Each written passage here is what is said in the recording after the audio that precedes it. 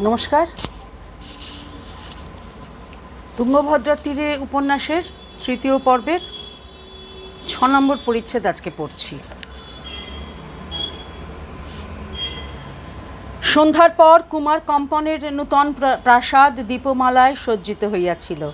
প্রাসাদের তোরণ শীর্ষে একদল বাদ্যকর মধুর বাদ্যধ্বনি করিতেছিল। গৃহপ্রবেশের শুভ মুহূর্ত সমাগত।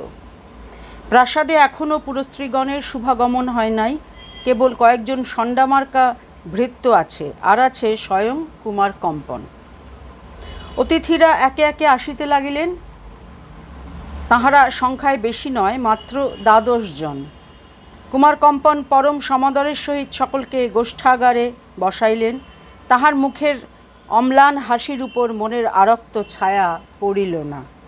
১২ জন সমবেত হইলে কুমার কম্পন বলিলেন, আমি মানস করেছি আমার গৃহের প্রত্যেকটি কক্ষে একটি করে অতিথিকে ভোজন করাবো, তাহলে আমার সমস্ত গৃহ পবিত্র হবে। অতিথিরা হর্ষ জ্ঞাপন করিলেন। কুমার কম্পন একজনকে লক্ষ্য করিয়া বলিলেন, জিমুতবাহন ভদ্র, আপনি বয়োজ্যেষ্ঠ, আপনি আগে আসুন। বয়োজ্যেষ্ঠ জিমুতবাহন ভদ্র গাত্রোত্থান করিয়া কুমার কম্পনের অনুসরণ করিলেন। বাকি সকলে বসিয়া নিজ নিজ বয়সের তুলনামূলক আলোচনা করিতে লাগিলেন। কুমার কম্পন অতিথিকে একটি কক্ষে লইয়া গেলেন। বহু দ্বীপের আলোকে কক্ষটি প্রভান্বিত। শঙ্খশুভ্র কুট্টিমের উপর শ্বেত প্রস্তরের পিঠিকার সম্মুখে নানাবিধ অন্ন ব্যঞ্জন পরিপূর্ণ থালি। ২ জন ভৃত্য অদূরে দাঁড়াইয়া আছে। একজনের হাতে ভৃঙ্গার ও পান পাত্র, অন্য ভৃত্য চামর লইয়া অপেক্ষা করিতেছে। কুমার কম্পন অতিথিকে বলিলেন, আসন গ্রহণ করুন ভদ্র। ভদ্র পিঠিকায় উপবিষ্ট হইলেন। কুমার কম্পন বলিলেন, অগ্রে ফলাম্ল রস পান করুন ভদ্র। ভৃত্য পানপাত্রে পানীয় ঢালিয়া ভদ্রের হাতে দিল। ভদ্র পানপাত্র মুখে দিয়া এক নিঃশ্বাসে পান করিলেন। পাত্র ভৃত্যের হাতে প্রত্যর্পণ করিয়া তিনি ক্ষণকাল স্থির হইয়া রহিলেন। তারপর ধীরে ধীরে পাশের দিকে ঢলিয়া পড়িলেন। কুমার কম্পন অপলক নেত্রে অতিথিকে নিরীক্ষণ করিতেছিলেন। তাহার মুখে চকিত হাসি ফুটিল। অব্যর্থ বিষবৈদ্য যাহা বলিয়াছিলেন তাহা মিথ্যা নয়। তিনি ভৃত্যদের ইঙ্গিত করিলেন। ভৃত্যেরা অতিথির মৃতদেহ ধরাধরি করিয়া পিছনের দ্বার দিয়া প্রস্থান করিল। কুমার কম্পনের মস্তকে ধীরে ধীরে হত্যার মাদকতা চড়িতেছে। চোখের দৃষ্টি ঈষৎ অরুণাভ হইয়াছে। তিনি অন্য অতিথিদের কাছে ফিরিয়া গেলেন। মধুর হাসিয়া বলিলেন, ভদ্র কুমারাপ্পা, এবার আপনি আসুন। কুমারাপ্পা মহাশয় গাত্রোত্থান করিলেন। এইভাবে কুমার কম্পন একটির পর একটি করিয়া ১২টি অতিথির সৎকার করিলেন। এই কার্য সমাপ্ত করিতে একদণ্ড সময়ও লাগিল না। কুমার কম্পনের মাথায় রক্তের নেশা পাক খাইতেছে। তিনি চারিদিক রক্তবর্ণ দেখিতেছেন। সমস্ত দেহ থাকিয়া থাকিয়া অসহ্য অধীরতায় ছটফট করিয়া উঠিতেছে। রাজা এখনও আসিতেছে না কেন? তবে কি আসিবে না? যদি না আসে? গৃহে ভৃত্যেরা ছাড়া অন্য কেহ নাই, অন্য কেহ আসিবে না। যাহারা আসিয়াছিল তাহারা নিঃশেষিত হইয়াছে, বাকি শুধু রাজা। রাজা যদি কিছু সন্দেহ করিয়া থাকে সে আসিবে না। লক্ষণমল্লপও আসে নাই, হয়তো লক্ষণমল্লপই রাজাকে সতর্ক করিয়া দিয়াছে। কুমার কম্পনের মাথার মধ্যে রক্তস্রোত তোলপাড় করিতেছিল। অধিক সূক্ষ্ম চিন্তা করিবার শক্তি তাহার ছিল না। রাজা যদি না আসে আমিই তাহার কাছে যাইব। সে এই সময় একাকী বিরামকক্ষে থাকে। যদি বা লক্ষণমল্লভ সঙ্গে থাকে তবে একসঙ্গে দুজনকেই বধ করিব। ভৃত্যদের সাবধান করিয়া দিয়া কুমার কম্পন একটি ক্ষুদ্র ছুরিকা কটিবস্ত্রে বাঁধিয়া লইলেন। তারপর গৃহ হইতে বাহির হইলেন। তোরণ শীর্ষে মধুর বাদ্যধ্বনি চলিতে লাগিল। তোরণের বাহিরে আসিয়া একটা কথা কুমার কম্পনের মনে পড়িল। তিনি থমকিয়া দাঁড়াইলেন। বৃদ্ধ পিতা বিজয় রায়। সে কনিষ্ঠ পুত্রকে দেখিতে পারে না। সে যদি বাঁচিয়া থাকে তবে নানা অনর্থ ঘটাইবে। সুতরাং তাহাকেই সর্বাগ্রে বিনাশ করা প্রয়োজন। রাজপিতা বিজয় রায়ের ভবন অধিক দূর নয়। কুমার কম্পন সেই দিকে চলিলেন। বিজয় রায়ের ভবনে পাহারার ব্যবস্থা নামমাত্র। ভবনদাসীর সংখ্যাও বেশি নয়। বৃদ্ধ ঘটাচটা ভালোবাসেন না। তরুণদ্বারের কাছে দুইজন প্রহরী বসিয়া দুইজন ভবনদাসীর সঙ্গে রসালাপ করিতেছিল। কুমারকম্পনকে দেখিয়া তাহারা সন্ত্রস্তভাবে উঠিয়া দাঁড়াইল। কুমারকম্পন পিতৃভবনে কখনো আসেন না। তিনি কোনো দিকে ভ্রুক্ষেপ না করিয়া ভবনে প্রবেশ করিলেন। ভৃত্যেরা কিংকর্তব্য বিমূঢ় হইয়া দাঁড়াইয়া রহিল। পুত্র পিতার সহিত সাক্ষাৎ করিতে আসিয়াছেন, ইহাতে আশঙ্কার কথা কিছু নাই। তাহারা ভাবিতে লাগিল শিষ্টাচারের কোনো ত্রুটি হইল কিনা। ভবনের দ্বিতলে বসিয়া বিজয় রায় তখন এক নূতন মিষ্টান্ন প্রস্তুত করিতেছিলেন।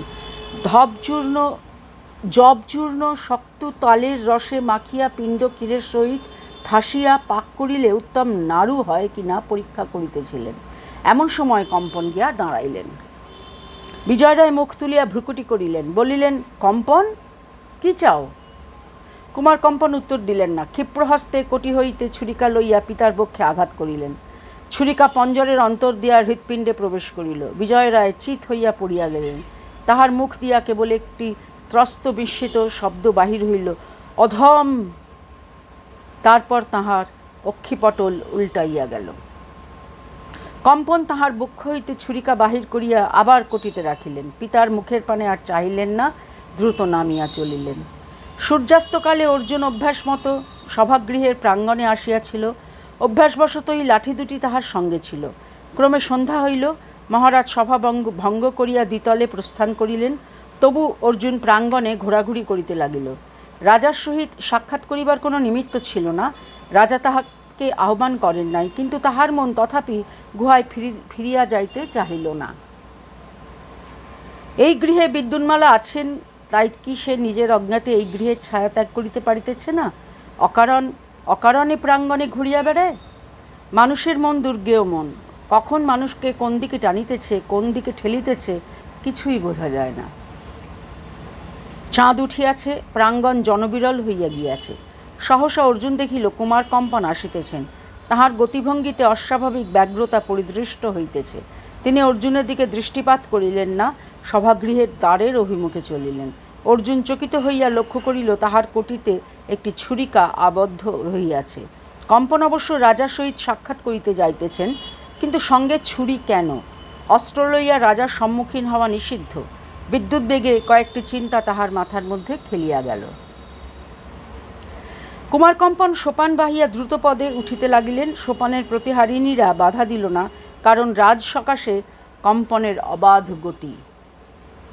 কম্পন রাজার বিরামকক্ষে প্রবেশ করিয়া দেখিলেন দীপান্বিত কক্ষে অন্য কেহ নাই। রাজা পালঙ্কে শুইয়া চক্ষু মুদিয়া আছেন, বোধহয় নিদ্রিত।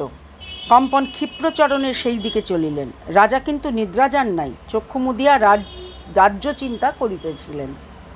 পদশব্দে চক্ষু মিলিয়া তিনি উঠিয়া বসিলেন। কম্পনের ভাবভঙ্গি স্বাভাবিক নয়। রাজা ঈষৎ বিস্মিত স্বরে বলিলেন, কম্পন, কি চাও? তিনি গৃহপ্রবেশের কথা ভুলিয়া গিয়াছিলেন। কম্পনের হিংস্র মুখে হাসি ফুটিল। তিনি ছুরিকা হাতে লইয়া বলিলেন, রাজ্য চাই। তারপর যাহা ঘটিল তাহা প্রায় নিঃশব্দে ঘটিল। রাজা নিরস্ত্র বসিয়া আছেন। কুমারকম্পন তাহার কণ্ঠ লক্ষ্য করিয়া ছুরি চালাইলেন। রাজা অবশ্য আত্মরক্ষার জন্য বাম বাহু তুলিলেন। ছুরি তাহার কফনির নিম্নে বাহুর পশ্চাৎ দিকে বিদ্ধ হইল। প্রথমবার ব্যর্থ হইয়া কম্পন আবার ছুরি তুলিলেন, কিন্তু এবার আর তাহাকে ছুরি চালাইতে হইল না। অকস্মাৎ পিছন হইতে তীক্ষ্ণাগ্র বংশভল্ল আসিয়া তাহার গ্রীবামূলে বিদ্ধ হইল। কম্পন বাং নিষ্পত্তি না করিয়া পালঙ্কের সম্মুখে পড়িয়া গেলেন। রাজাও বাং নিষ্পত্তি করিলেন না, একদৃষ্টে মৃত ভ্রাতার দিকে চাহিয়া রহিলেন। তাহার বাহু হইতে গলগল ধারায় রক্ত প্রবাহিত হইতে লাগিল। মহারাজ, আপনি আহত। রাজা অর্জুনের পানে চক্ষু তুলিলেন। অর্জুন দেখিল রাজার চক্ষু অশ্রুসিক্ত। রাজা কণ্ঠস্বর সংযত করিতে করিতে বলিলেন, অর্জুন, তুমি আমার জীবন রক্ষা করেছ। অর্জুন নীরব রহিল। এই সময় পিঙ্গলা কক্ষে প্রবেশ করিল। রাজার রক্তাক্ত কলেবর দেখিয়া চিৎকার করিয়া উঠিল, এ কি মহারাজ আহত? এ কি মহারাজ আহত? কে এ কাজ করল? ওরে তোরা কে কোথায় আছিস? ছুটে আয়। বিভিন্ন দ্বার দিয়া কঞ্চুকি, পাচক, প্রহরিণী অনেকগুলি লোক কক্ষে প্রবেশ করিল এবং রাজার শোণিতলিপ্ত দেহ দেখিয়া স্থাণুবৎ দাঁড়াইয়া পড়িল। রাজা সকলকে সম্বোধন করিয়া বলিলেন, কম্পন আমাকে হত্যা করতে এসেছিল, অর্জুন আমার প্রাণ বাঁচিয়েছে। আমার আঘাত মারাত্মক নয়, তবে ছুরিকায় যদি বিষ থাকে। মণিকঙ্কনা পিঙ্গলার চিৎকার শুনিয়া কক্ষে প্রবেশ করিয়াছিল। এখন ছুটিয়া আসিয়া রাজাকে দুই বাহুতে জড়াইয়া লইল, তারপর তড়িতে উঠিয়া নিজের বস্ত্র হইতে পট্টিকা ছিঁড়িয়া রাজার বাহুর ঊর্ধ্বভাগে শক্ত করিয়া তাগা বাঁধিয়া দিল। গলদস্যু নেত্রে অস্ফুট ব্যাকুল কণ্ঠে বলিতে লাগিল, দারু ব্রহ্ম, এ কি হলো, এ কি হলো? ধননায়ক লক্ষণমল্লভ রাজার সহিত দেখা করিতে আসিতেছিলেন। কক্ষে ভিড় দেখিয়া তিনি ভিড় ঠেলিয়া সম্মুখে আসিলেন। রাজার অবস্থা এবং কুমার কম্পনের মৃতদেহ দেখিয়া সঙ্গে সঙ্গে ব্যাপার বুঝিয়া লইলেন। রাজার সহিত তাহার একবার দৃষ্টি বিনিময় হইল। রাজা করুণ হাসিয়া যেন তাহাকে জানাইলেন, তোমার সন্দেহই সত্য। মুহূর্ত মধ্যে লক্ষণমল্লভ সারথীর বল্গা নিজ হস্তে তুলিয়া লইলেন। তাহার আকৃতি ভিন্ন মূর্তি ধারণ করিল। তিনি সকলের দিকে আদেশের কণ্ঠে বলিলেন, তোমরা এখানে কি করছো? যাও, নিজ নিজ স্থানে ফিরে যাও। পিঙ্গলা, তুমি ছুটে যাও, শীঘ্র বৈদ্যরাজকে ডেকে নিয়ে এসো। অর্জুন, তুমি যেও না, তোমাকে প্রয়োজন হবে। কক্ষ শূন্য হইয়া গেল, কেবল মণিকঙ্কনা ও অর্জুন রহিল। বিদ্যুন্মালাও একবার কক্ষে আসিয়াছিলেন। দৃশ্য দেখিয়া নিজ কক্ষে ফিরিয়া গিয়া দুই হাতে মুখ ডাকিয়া শয্যা পার্শ্বে বসিয়াছিলেন। লক্ষণমল্লভ মণিকঙ্কনাকে বলিলেন, দেবিকা, আপনি এখন নিজ কক্ষে ফিরে যান, আর কোনো শঙ্কা নেই। মণিকঙ্কনা উঠিল না। রাজার পৃষ্ঠ বাহুবেষ্টিত করিয়া দৃঢ়স্বরে বলিল, আমি যাব না। ভয়ঙ্কর বার্তা মুখে মুখে পৌরভূমির সর্বত্র প্রচারিত হইয়াছিল। রানীদের কানে সংবাদ উঠিয়াছিল। তাহারা রাজাকে দেখিবার জন্য ব্যাকুল হইয়াছিলেন, কিন্তু রাজার অনুমতি ব্যতীত তাহাদের ভবন হইতে বাহিরে আসিবার অধিকার নাই। সকলে নিজ নিজ মহলে আবদ্ধ হইয়া রহিলেন। দেবী পদ্মালয়াম্বিকা দ্বীপহীন কক্ষে পুত্র মল্লিকার্জুনকে কোলে লইয়া পাষাণ মূর্তির ন্যায় বসিয়া রহিলেন। বৈদ্যরাজ দামোদর স্বামীর গৃহ রাজপুরভূমির মধ্যেই। সেদিন সন্ধ্যার পর রসরাজ মহাশয় তাহার গৃহে উপস্থিত হইয়াছিলেন। দুই বৃদ্ধের মধ্যে ইত্যবসরে প্রণয় অতিশয় গাঢ় হইয়াছিল। দুইজনে মুখোমুখি বসিয়া দ্রাক্ষাসব পান করিতেছিলেন। মৃদুমন্দ বিশ্রম্ভালাপ চলিতেছিল। এমন সময় পিঙ্গলা ঝটিকার ন্যায় আসিয়া দুঃসংবাদ দিল। দুই বৃদ্ধ পরস্পরের হাত ধরিয়া উঠিপুরিভাবে রাজভবনের দিকে ছুটিলেন। পিঙ্গলা ঔষধের পেটরা লইয়া সঙ্গে ছুটিল। রাজার বিরাম ভবন হইতে তখন কম্পনের মৃতদেহ স্থানান্তরিত হইয়াছে। ইতিমধ্যে পিতার ও ১২ জন সভাসদের মৃত্যু সংবাদও রাজা পাইয়াছেন। তিনি অবসন্ন দেহভার মণিকঙ্কনার দেহে অর্পণ করিয়া মুহ্যমানভাবে বসিয়া আছেন। ক্ষত হইতে অল্প রক্ত খরিত হইতেছে। দামোদর ও হ্রস্বদৃষ্টি রসরাজ দ্রুত স্খলিত পদে প্রবেশ করিলেন।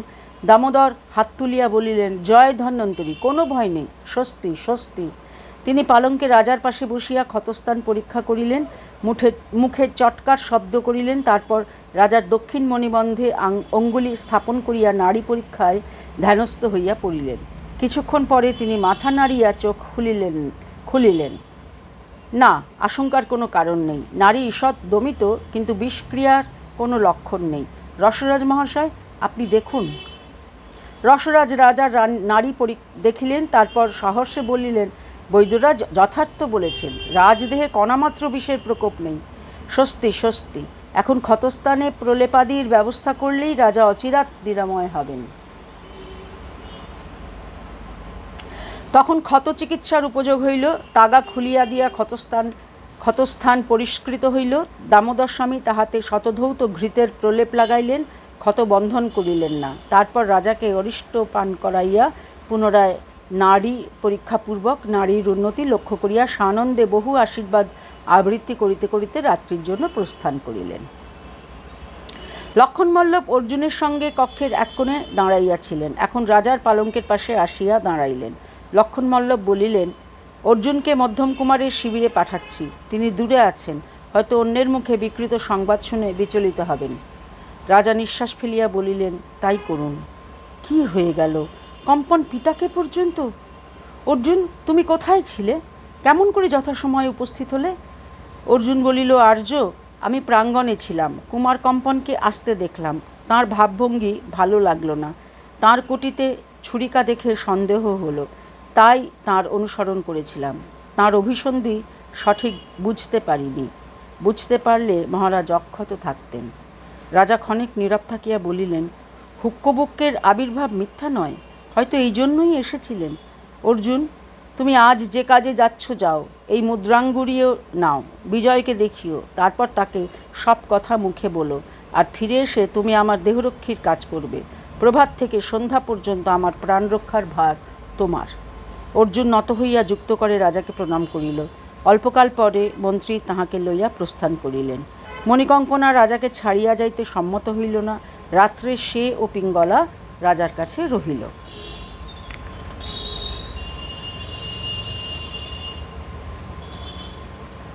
একটা তৃতীয় পর্ব শেষ হলো। ছোট একটা পর্ব ছিল। এরপর চতুর্থ পর্ব শুরু করেই ফেলি, কারণ সেইখানে যে প্রথম পর্বটা আছে, প্রথম পরিচ্ছেদটা আছে, সেটা খুব একটা বড় না, আগেরটার মতনই। তো এখন পড়তে শুরু করছি চতুর্থ পর্ব, প্রথম পরিচ্ছেদ। রাজার প্রতি আক্রমণের সংবাদ প্রচারিত হইলে কিছুদিন খুব উত্তেজিত আলোড়ন চলিল, তারপর ধীরে ধীরে ঠান্ডা হইল। রাজার ক্ষত 2-4 দিনের মধ্যেই আরোগ্য হইল। তিনি নিয়মিত সভায় আসিতে লাগিলেন। রাজ্যের লোক নিশ্চিন্ত হইল। কুমার কম্পনের মৃতদেহ কোলে লইয়া তাহার 2 পত্নী কৃষ্ণা দেবী ও গিরিজা দেবী সহমৃতা হইয়াছেন। বিনা দোষে 2 অভাগিনীর অকালে জীবনান্ত হইল।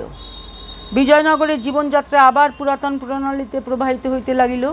এদিকে আকাশে নববর্ষার সূচনা দেখা যাইতেছে। কুমারী বিদ্যুন্মালা যথারীতি পম্পাপতির মন্দিরে যাতায়াত করিতেছেন। তাহার অন্তরে হরিষে বিষাদ। শ্রাবণ মাস দুর্বার গতিতে অগ্রসর হইয়া আসিতেছে, কিন্তু অর্জুনকে তিনি কাছে পাইয়াছেন। অর্জুন সারাদিন রাজার কাছে থাকে। রাজ্যসভায় যাইলে তাহার পিছনে যায়, সিংহাসনের পিছনে দাঁড়াইয়া থাকে। তিনি বিরাম ভবনে আসিলে কখনো তাহার কক্ষে থাকে, কখনো কক্ষের আশেপাশে অলিন্দ চত্বরে ঘুরিয়া বেড়ায়। বিদ্যুন্মালার মন সর্বদা সেই দিকে পড়িয়া থাকে। তিনি সুযোগ খুঁজিয়া বেড়ান। যখনই দেখেন অর্জুন অলিন্দে একাকী আছেন, তখনই পদে আসিয়া তাহার দেহের হাত রাখিয়া স্পর্শ করিয়া যান। অস্ফুট কণ্ঠে 1-2টি কথা বলেন, কিন্তু এই সুখ ক্ষণিকের, ইহাতে ভবিষ্যতের আশ্বাস নাই। বিদ্যুন্মালার মন হর্ষ বিষাদে দোল খাইতে থাকে। মণিকঙ্কনা জীবনে নূতন এক আনন্দময় অধ্যায় আরম্ভ হইয়াছে। পূর্বে সে চুরি করিয়া রাজাকে দেখিতে যাইত, এখন রাজা যখনই বিরাম ভবনে আসেন, সে তাহার কাছে আসিয়া বসে। রাজার মনের উপর একটা দাগ পড়িয়াছে। প্রায় বিমনা হইয়া বিশ্বাসঘাতক ভ্রাতার কথা চিন্তা করেন। লোভী কৃতঘ্ন ভ্রাতার জন্য প্রাণ কাঁদে। মণিকঙ্কনা পালঙ্কের পাশে বসিয়া নানা প্রকার গল্প জুড়িয়া দেয়। কলিঙ্গ দেশের কথা, পিতামাতার কথা, আরও কত রকম কথা। তারপর পানের বাটা লইয়া পান সাজিতে বসে। নিজের দেশের ক্ষুদিরাদি উপকরণ দিয়া পান সাজিয়া রাজাকে খাওয়ায়। পিঙ্গলা কখনো ঘরে আসিলে তাকে বলে, তুই যা, আমি রাজার কাছে আছি। মণিকঙ্কনার সংসর্গে রাজার মন উৎফুল্ল হয়। তিনি কম্পনের কথা ভুলিয়া যান। প্রত্যেক মানুষেরই অন্তরের নিমগ্ন প্রদেশে একটি নিভৃত রসসত্তা আছে। রাজার সেই রসসত্তা মণিকঙ্কনার সান্নিধ্যে উন্মোচিত হয়। মণিকঙ্কনার সহিত রাজা একটি নিবিড় অন্তরঙ্গতা অনুভব করেন। ইহা পতিপত্নীর স্বাভাবিক প্রীতির সম্বন্ধ নয়, যেন তদপেক্ষাও নিগূঢ় ঘনিষ্ঠ একটি রসোল্লাস। একদিন রাজা সহস্য করিয়া বলিলেন, কঙ্কনা, তোমার ভগিনীর সঙ্গে সঙ্গে তোমার বিয়েটাও দেব স্থির করেছি, কিন্তু কার সঙ্গে বিয়ে দেব ভেবে পাচ্ছি না। মণিকঙ্কনা ক্ষণেক অবাক হইয়া চাহিল, তারপর বলিল, আমি কাকে চাই আমি জানি। রাজা বুঝিলেন, গূঢ় হাস্য করিয়া বলিলেন, কিন্তু তুমি যাকে চাও সে যদি তোমাকে না চায়? মণিকঙ্কনা বলিল, তাহলে চিরজীবন কুমারী থাকব। দিনান্তে যদি একবার দেখতে পাই, তাহলেই আমার যথেষ্ট। রাজার হৃদয় প্রগাঢ় রসমাধুর্যে পূর্ণ হইয়া উঠিল। তিনি মণিকঙ্কনার বেণীতে একটু টান দিয়া বলিলেন, আচ্ছা, সে দেখা যাবে। আষাঢ়ের নীলাঞ্জন মেঘ একদিন অপরাহ্নে ঝড় লইয়া আসিল। প্রবল বেগে করকাপাত করিয়া চলিয়া গেল। 10 দিক শীতল হইল।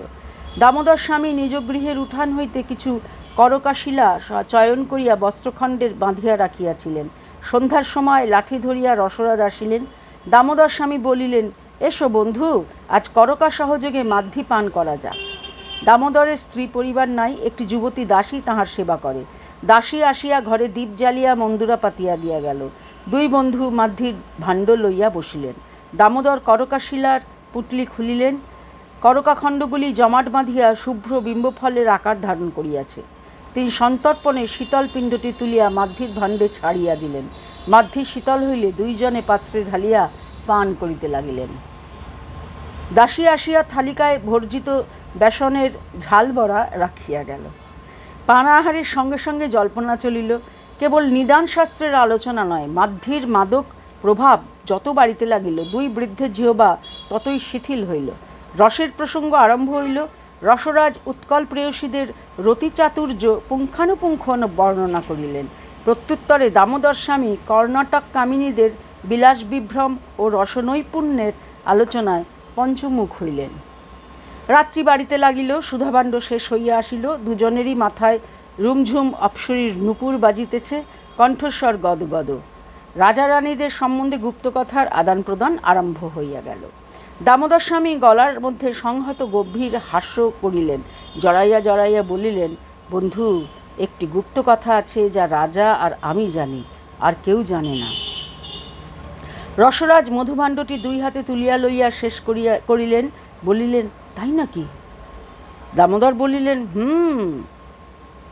রাজার মধ্যমা রানী অসূর্যম পশ্যা।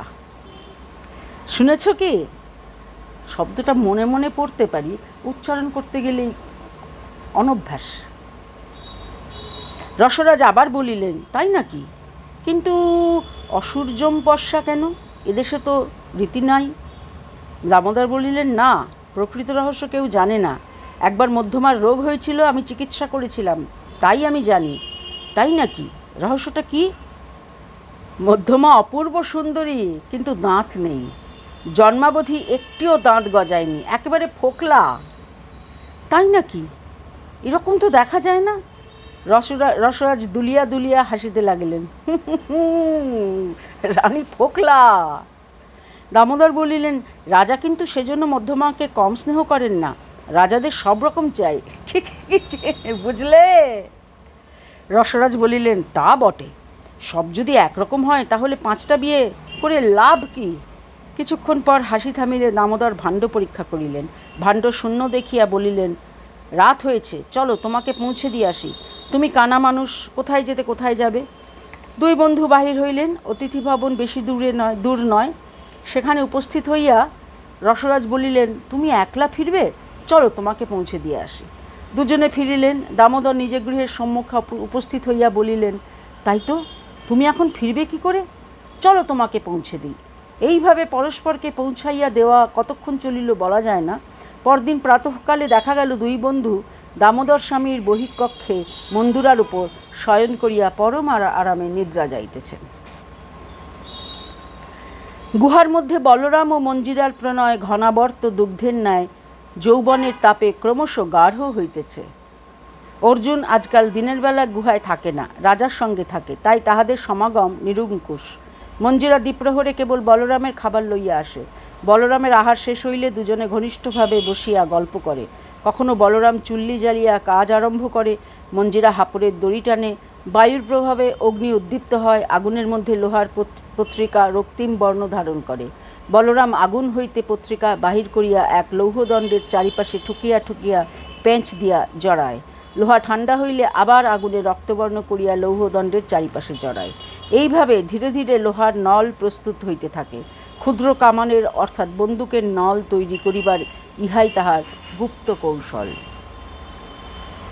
কখনো তাহারা মৃদঙ্গ ও বাঁশি লইয়া বসে। বলরাম মঞ্জিরার চোখে চোখ রাখিয়া গায়, প্রিয়ে চারুশীলে প্রিয়ে চারুশীলে মঞ্চময়ী মানমদিদানম। মঞ্জিরা শান্ত ধীর প্রকৃতির মেয়ে। বলরামের একটু প্রগল্ভতা বেশি, কিন্তু তাহাদের আসক্তি শালীনতার গণ্ডি অতিক্রম করিয়া যায় নাই। এইভাবে চলিতেছে। হঠাৎ একদিন দ্বিপ্রহরে মঞ্জিরা আসিল না। তাহার পরিবর্তে অন্য একটি মেয়ে খাবার লইয়া আসিল। বলরাম চক্ষু পাকাইয়া বলিল, তুমি কে? মঞ্জিরা কোথায়? নূতনা আসিয়া বলিল, আমি সুভদ্রা। মঞ্জিরা বাপের বাড়ি গিয়েছে, তাই আমি খাবার নিয়ে এসেছি। বাপের বাড়ি গিয়েছে?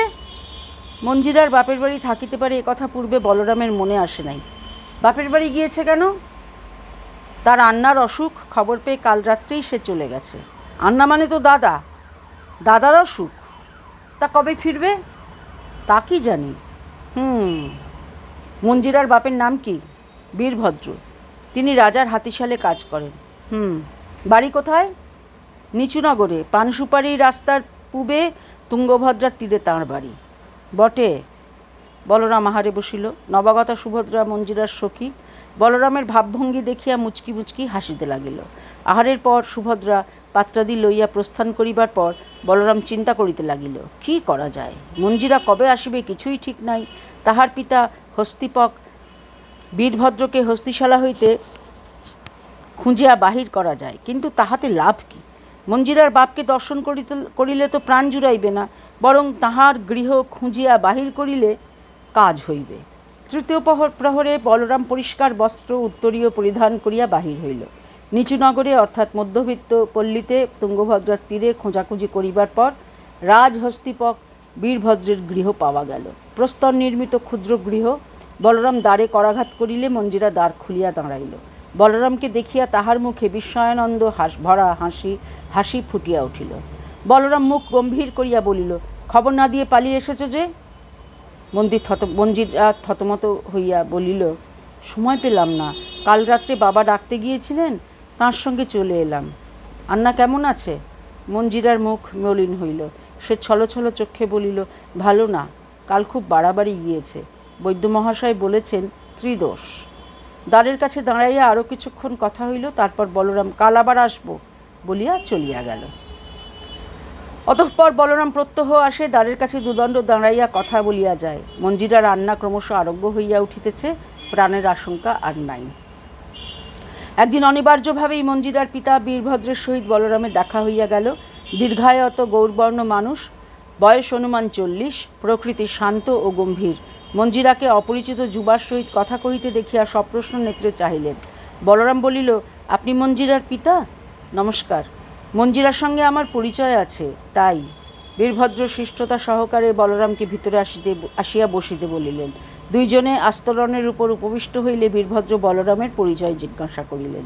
মঞ্জিরা একটু আড়ালে থাকিয়া তাহাদের কথাবার্তা শুনিতে লাগিল। বলরাম নিজের পরিচয় দিল। মঞ্জিরার সহিত কি করিয়া পরিচয় হইল তাহা জানাইল। শুনিয়া বীরভদ্র বলিলেন, বাপু, তুমি দেখছি গুণবান ব্যক্তি, ভাগ্যবানও বটে, কারণ রাজার নজরে পড়েছ। বীরভদ্রকে প্রসন্ন দেখিয়া বলরাম ভাবিল, এই সুযোগ, এমন সুযোগ হয়তো আর আসবে না, যা থাকে কপালে। সে হাত জোর করিয়া সবিনয় বলিল, মহাশয়, আপনার শ্রীচরণে আমার একটি নিবেদন আছে। বীরভদ্র একটু চকিত হইলেন, বলিলেন, কি নিবেদন? বলরাম বলিল, আপনার কন্যা মঞ্জিরাকে আমি বিবাহ করতে চাই, আপনি অনুমতি দিন। বীরভদ্র নূতন চক্ষে বলরামকে নিরীক্ষণ করিলেন। তারপর ধীরে ধীরে বললেন, বাপু, তুমি যোগ্য পাত্র সন্দেহ নেই, কিন্তু তুমি বিদেশী, তোমার হাতে কন্যাদান করতে শঙ্কা হয়। বলরাম বলিল, মহাশয়, আমি বিদেশ থেকে এসেছি বটে, কিন্তু কোনোদিন ফিরে যাব এমন সম্ভাবনা নেই। বিজয়নগরী আমার গৃহ, বিজয়নগরী আমার দেশ।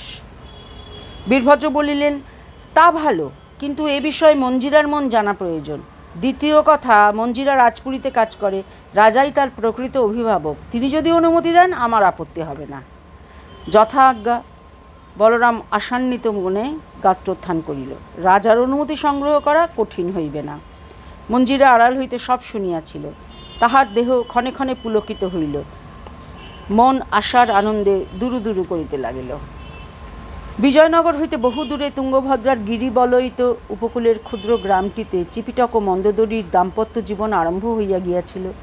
একই গুহায় বাস করিয়া ছদ্ম দাম্পত্য বেশিদিন বজায় রাখা কঠিন। অগ্নি এবং ঘৃত যত পুরাতনই হোক, তাহাদের সান্নিধ্যের ফল অনিবার্য। চিপিটক ও মন্দোদরীর দাম্পত্য ব্যবহারে কপটতার বিন্দুমাত্র অবশিষ্ট ছিল না। চিপিটক মনকে বুঝাইয়াছিলেন, ইহা সাময়িক ব্যবস্থা মাত্র। তিনি বিজয়নগরে ফিরিয়া যাইবার সংকল্প ত্যাগ করেন নাই। মন্দোদরী কিন্তু পরমানন্দে ছিল। এখানে আসিবার পর দারুব্রহ্ম তাহার প্রতি প্রসন্ন হইয়াছেন। সে একটি পুরুষ পাইয়াছে, আর কি চাই? কিন্তু জনসমাজে বাস করিতে হইলে কিছু কাজ করিতে হয়। কেহ বসিয়া খাওয়ায় না। মন্দোদরী নিজের কাজ জুটাইয়া লইয়াছিল। সে অল্পকাল মধ্যে গ্রামের ভাষা আয়ত্ত করিয়াছিল। তৃতীয় প্রহরে গ্রামের যুবতীরা গা ধুইতে নদীতে যাইত, মন্দোদরী তাহাদের সঙ্গে যাইত। সকলে মিলিয়া গা ধুইত, তারপর গ্রামের আম্রকুঞ্জের ছায়ায় গিয়া বসিত। মন্দোদরী নানা ছাঁদে চুল বাঁধিতে জানে, সে একে একে সকলের চুল বাঁধিয়া দিত এবং সঙ্গে সঙ্গে গল্প বলিত। মেয়েরা চুল বাঁধিতে বাঁধিতে অবহিত হইত, রামায়ণ মহাভারতের কাহিনী শুনিত। তারপর সূর্য পাহাড়ের আড়ালে অদৃশ্য হইলে যে যার কুটিরে ফিরিয়া যাইত। মন্দোদরীকে রাঁধিতে হইত না, গ্রামবধূরা পালা করিয়া তাহার গুহায় অন্নব্যঞ্জন দেওয়া যাইত। চিপিটক মূর্তি কিন্তু রাজশ্যালক, সুতরাং অকর্মাধারী। গ্রামে চিপিটক বিতরণের কাজ থাকিলে হয়তো করিতে পারিতেন, কিন্তু অন্য কোনো শ্রমসাধ্য কাজে তাহার রুচি নাই। দেখিয়া শুনিয়া মোড়ল বলিল, কর্তা, তোমাকে দিয়ে অন্য কাজ হবে না, তুমি ছাগল চড়াও। চিপিটক দেখিলেন ছাগল চড়ানোতে কোনো পরিশ্রম নেই, ছাগলেরা আপনিই চড়িয়া খায়, তাহাদের মাঠে ছাড়িয়া দেয়া গাছতলায় বসিয়া থাকিলেই হইল। তিনি রাজি হইলেন।